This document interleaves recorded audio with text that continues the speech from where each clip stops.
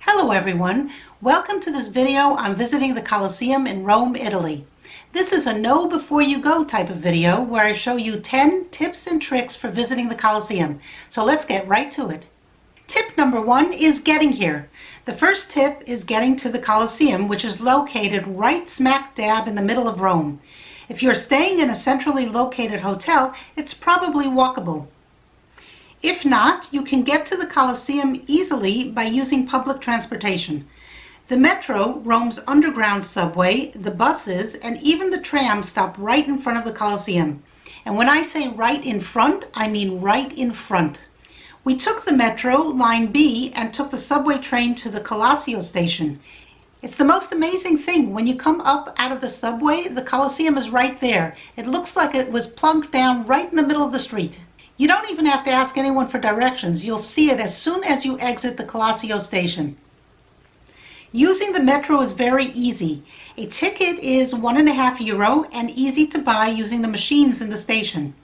The display on the machine can be changed to read in English, but the Italian is really self-explanatory. Just choose the quantity of tickets you want and the type of ticket. I always choose the 100-minute ticket. That costs €1.50 and it's good for 100 minutes. After choosing the right options, just put the euros into the machine and it will print out your tickets. Then take the ticket and insert it into the ticket reader, and the doors will open for you. Don't forget to take your ticket back before you walk through the doors. The doors close pretty quickly after you walk through. The Colosseum station is a major stop and is easy to find by just studying the map in the subway station. Every station I visited had a metro map on display on the wall. Also, when you're on the train, you will see clear signs indicating which station you're at and how many stations there are left before you need to get off. The Rome Metro is very clean and easy to use, and it seemed pretty safe. Once you get to the Colosseum station, just exit up and out, and the Colosseum is right there. Although we found the metro the easiest and most convenient way to get to the Colosseum, you can also take the bus line numbers 75, 81, 673, 175, and 205, and that will take you there, or tram line number 3. All right, let's move on to tip number 2, which is beware of pickpocketers and overly aggressive vendors, especially during tourist season, which is between June and August. As soon as you get out of the metro station, you will be surrounded by people.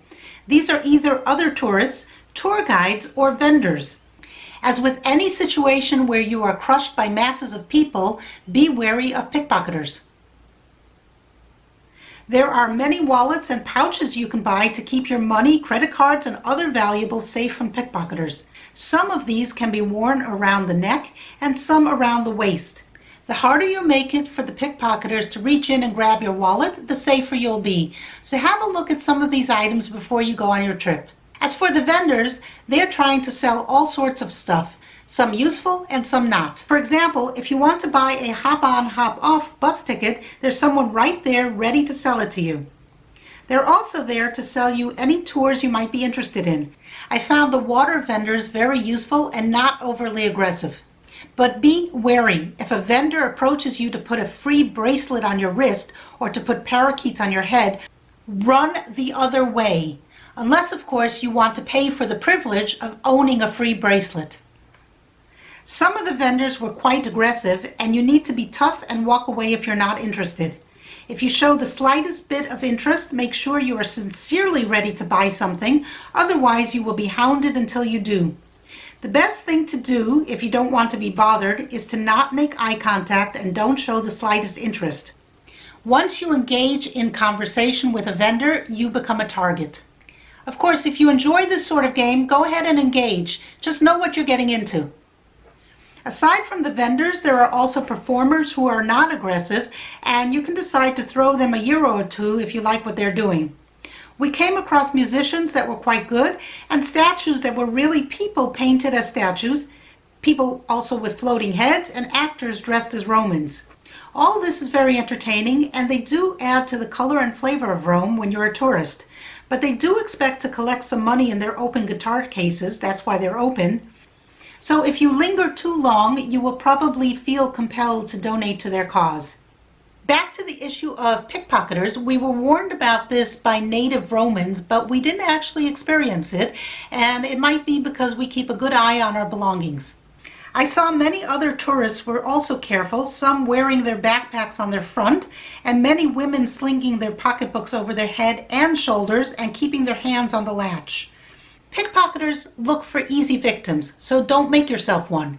Be aware of your surroundings and keep an eye on your belongings. Alright, that brings us to tip number 3. Research all your touring options. There are many ways to see the Colosseum. You can do it on your own, or you can book a tour.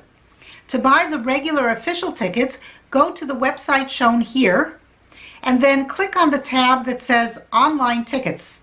A page will come up for the online ticket office, and on the right you will see the main attractions. Click on the Colosseum, and you will be redirected to the Colosseum Ticket Office official website. Here you can buy the ticket you want. If you scroll down, you will see the various options you have. The most commonly purchased ticket is the full price ticket for 12 euros. It's good for the Colosseum, the Roman Forum, and Palatine Hill, and it's good for 48 hours from when you first enter one of those locations.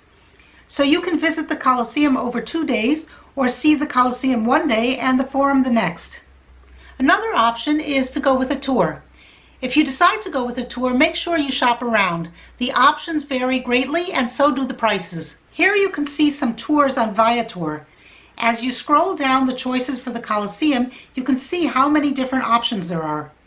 It's important to know that the official Colosseum tickets for 12 euro are for the first and second floors only. So if you want to visit the arena floor, or if you want to go to the dungeons down below, or visit the top tiers, then you would have to find a specific tour that takes you there. There are some listed on Viator, which is an aggregator, sort of like Airbnb is. Viator doesn't offer the tours themselves. They list the tours available, take your money, and hook you up with the actual tour provider. They're a great site to look at to get a sense of what type of touring options there are. One tour company that we used in Rome was the Roman Guy, and we had a very good experience with them. Check out their website for touring options in Italy, and for Rome, click on Rome and you will see all the various options.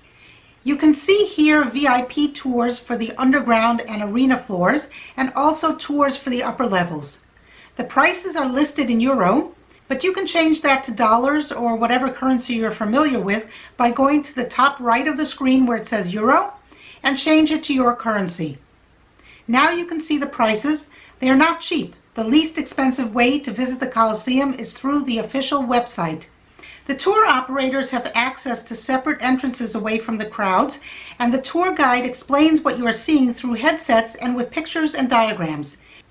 If you can afford it, then this is the way to go, at least for the first time that you visit the Colosseum.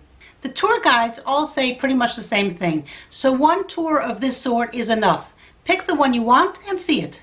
Whether you buy your tickets from the official website or from a tour operator, book as early as possible and print out your tickets before you go on your trip to Italy. Which option you choose is entirely up to you, your preferences, and your budget. Which brings us to tip number 4. The first Sunday of every month is free, but it's also mobbed. You can see this on the official website. They won't even sell tickets for the first Sunday of the month. If it's July or August, then be prepared for a mob scene, since this is the height of tourist season. On the other months, it may not be so crowded. The Colosseum is a very highly visited tourist attraction, but it can accommodate a lot of people at one time. So if you're around on the first Sunday of the month, then give it a go. We found this information on the official Colosseum website and also on TripAdvisor.